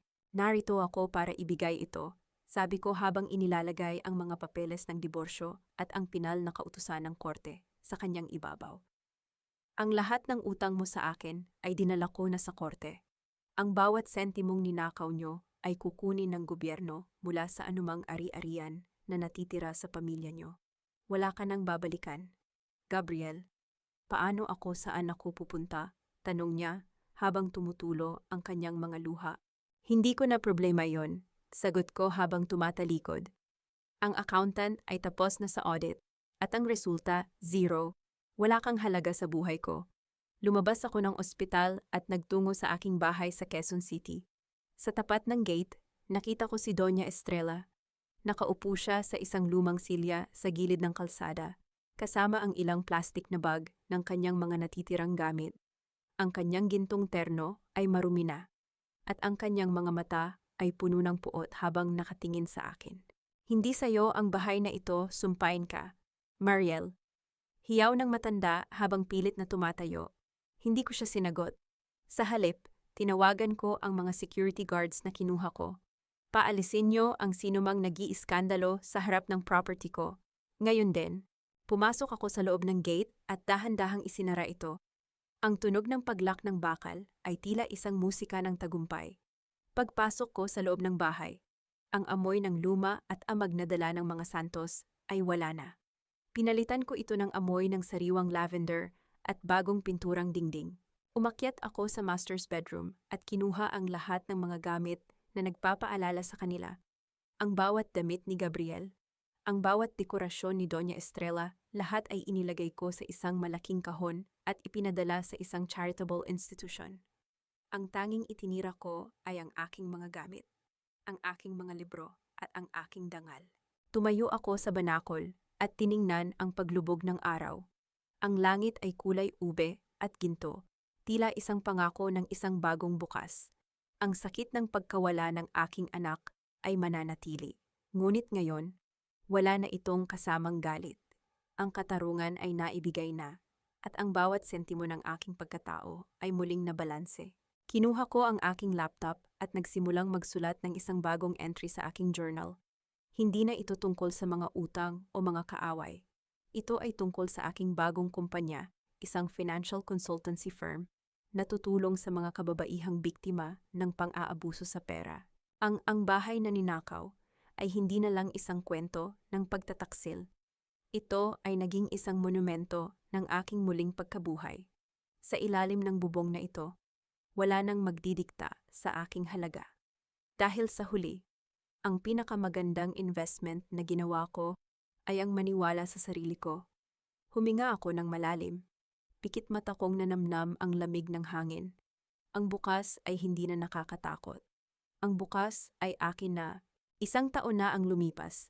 Ang sikat ng araw na tumatama sa bintana ng aking opisina sa Makati ay hindi na kasing hapdi ng dati. Ngayon, ang bawat sinag nito ay tila isang malumanay na haplos ng pag-asa. Nakaupo ako sa likod ng aking desk. Tinitingnan ang signboard sa labas, Ramos Financial and Women's Empowerment Center. Ito ang bahay na itinayo ko mula sa mga guho ng aking nakaraan, isang lugar kung saan ang mga numero ay hindi ginagamit para manloko, kundi para magbigay ng lakas sa mga kababaihang tulad ko, na minsan nang nawalan ng boses. Ang bahay na ninakaw ay naging isang tanyag na kaso sa balita. Ngunit para sa akin, ito ay isa na lamang lumang pahina sa aking audit book. Si Gabriel ay nananatili sa isang pasilidad para sa mga may kapansanan, umaasa sa tulong ng gobyerno. Si Doña Estrella at Clarice, nabalitaan ko na lamang na bumalik sila sa probinsya, namumuhay sa ilalim ng kahihiyan na sila mismo ang gumawa. Hindi ako naghahanap ng balita tungkol sa kanila. Ang paglimot ang huling yugto ng aking katarungan. Maraming nagtatanong sa akin, Mariel, napatawad mo na ba sila? Huminga ako ng malalim habang hinahawakan ang isang maliit na frame sa aking mesa. Hindi ito litrato ni Gabriel, kundi ang huling litrato ng aking ama bago siya pumanaw. Sa likod nito, nakita ko ang isang nakatagong sulat na iniwan niya sa lila na sobre. Ang lihim na sinasabi ni Gabriel ay hindi tungkol sa kasalanan ng tatay ko, kundi tungkol sa isang trust fund na inihanda niya para sa aking isang pondo na hindi nakuha ni Concepcion dahil sa katapatan ng aking ama. Ang kapatawaran ay hindi nangangahulugan ng muling pagbubukas ng pinto para sa mga taong sumira sa iyo. Para sa akin, ang kapatawaran ay ang pagpapalaya sa aking sarili mula sa bigat ng galit. Pinatawad ko na ang aking sarili sa pagiging masyadong mabait. Pinatawad ko na ang tadhana sa pagkuha ng aking anak dahil alam kong nasa mas ligtas siyang lugar ngayon, malayo sa kasakiman ng Pamilya Santos. Ma'am Mariel, handa na po ang mga kliyente para sa seminar. Tawag ng aking sekretarya. Susunod na ako. Sagot ko ng may ngiti. Tumayo ako at lumakad patungo sa salamin. Ang babaeng nakikita ko ay hindi na ang asawang umiiyak sa gilid ng kama. Ang nakikita ko ay isang babaeng may matatag na tindig. Ang mga mata ay puno ng liwanag. At ang puso ay marunong nang magtakda ng hangganan. Ang bawat sentimo ng aking buhay ay balanse na. Ang bawat utang ng nakaraan ay bayad na. Paglabas ko ng opisina, ang hangin sa labas ay sariwa. Hindi ko na kailangan ng isang palasyo para maging reyna. Ang tunay na tahanan ay hindi ang mga dingding na semento o ang mga mamahaling muebles. Ang tunay na tahanan ay ang kapayapaang nararamdaman ko sa loob ng aking dibdib. Sa tuwing gigising ako sa umaga na walang takot. Sa bawat babaeng nakakasalubong ko na may lungkot sa mga mata, ibinibigay ko ang aking kamay. Dahil ang kwento ko ay hindi lang tungkol sa paghihigante, ito ay tungkol sa muling pagbuo. Ang buhay ay tulad ng isang accounting ledger, maaaring magkaroon ng mga pagkakamali. Maaaring may mga nawawalang pondo. Ngunit hanggat hawak mo ang panulat, maaari mo itong itama. Ang aking pangalan ay Mariel Ramos. At ang aking buhay, sa wakas, ay akin na. Isang taon na ang lumipas mula ng huling beses na yumanig ang mga pundasyon ng bahay na ito. Ngayon, ang sikat ng araw na tumatama sa aking banakol ay hindi na kasing hapdi ng dati. Wala na ang mabigat na ulap ng pagtataksil na dating bumabalot sa bawat sulok ng aking tahanan. Sa halip, ang bawat hininga ko ay puno na ng halimuyak ng mga sariwang lavender at ang katahimikang matagal kong ipinaglaban. Sabi nila, ang oras ay naggagamot ng lahat ng sugat. Ngunit para sa akin, hindi oras ang nagpagaling sa akin, kundi ang katarungan. Sa aking mesa, nakapatong ang isang pahayagan na may maliit na balita tungkol sa huling hatol ng korte. Si Gabriel Santos ay formal ng idineklarang bankrupt at kasalukuyang nananatili sa isang pampublikong pasilidad para sa mga may kapansanan sa gulugod. Wala na ang kanyang mga mamahaling kotse. Wala na ang kanyang mapagmataas na tindig. Ang natira na lang ay isang lalaking bilanggo ng kanyang sariling katawan at ng kanyang mga maling desisyon. Si Doña Estrella naman ay nabalita ang bumalik sa isang maliit na dampa sa probinsya, malayo sa karangyaan ng Manila na dati niyang ipinagmamayabang. Ang mga amigas na dati niyang nililibang ay kinalimutan na ang kanyang pangalan. Sa huli, ang hiya na pilit niyang iniwasan ang naging tanging kasama niya sa kanyang pagtanda. Hindi ko nararamdaman ang awa. Ang nararamdaman ko ay ang balanse ng isang ledger na sa wakas ay nag-zero out na. Ma'am Mariel, handa na po ang mga dokumento para sa foundation gala bukas. Tawag ng aking bagong assistant. Salamat, pakilapag na lang sa mesa. Sagot ko ng may banayad na ngiti. Ang aking kumpanya, ang Ramos Financial Empowerment Center, ay naging isang kanlungan para sa mga kababaihang, tulad ko mga asawang ninakawan ng dangal at mga anak na biktima ng kasakiman. Hindi ko lang itinayo ang kumpanyang ito para sa pera. Itinayo ko ito para magsilbing boses sa mga taong pilit na pinatatahimik ng lipunan. Inabot ko ang lila na sobre na ngayon ay nakatago na sa aking personal na vault. Sa loob nito, nahanap ko ang huling lihim ng aking ama. Hindi siya namatay na may utang. Namatay siya habang pilit na itinatago ang ebidensya laban sa mga konsepsyon upang protektahan ako. Ang kanyang huling sulat ay may nakasulat na, Mariel, ang katotohanan ay parang tubig. Maaari itong pigilin, ngunit laging makakahanap ng paraan para lumabas. Huwag mong hahayaang nakawin nila ang iyong liwanag. Naramdaman ko ang isang mainit na luha na pumatak sa aking pisngi, hindi dahil sa sakit, kundi dahil sa pagkilala sa sakripisyo ng aking ama. Sa wakas, ang kanyang pangalan ay malinis na rin. Tumingin ako sa salamin. Ang babaeng nakatayo roon ay hindi na ang Mariel na takot mawalan ng bahay. Ang nakikita ko ay isang strong Filipina, isang reyna, na hindi na nangangailangan ng hari para ituring na mahalaga ang kanyang kaharian.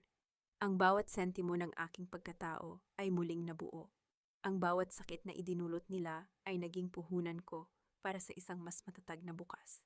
Ang bahay na ito ay hindi na ang bahay na ninakaw. Ngayon, ito ay ang bahay ng kalayaan. Sa bawat gabi na natutulog akong mag-isa, hindi ko nararamdaman ang pangungulila. Ang nararamdaman ko ay ang kalayaan ng isang taong marunong magbalanse ng kanyang sariling kaligayahan. Huminga ako ng malalim. Pikit mata kong nanamnam ang lamig ng hangin sa aking mukha. Ang bukas ay hindi na isang banta. Ang bukas ay isang blangkong pahina na ako mismo ang magsusulat. Ang audit ng aking buhay ay tapos na. At ang resulta ay higit pa sa sapat. Ako ay sapat na.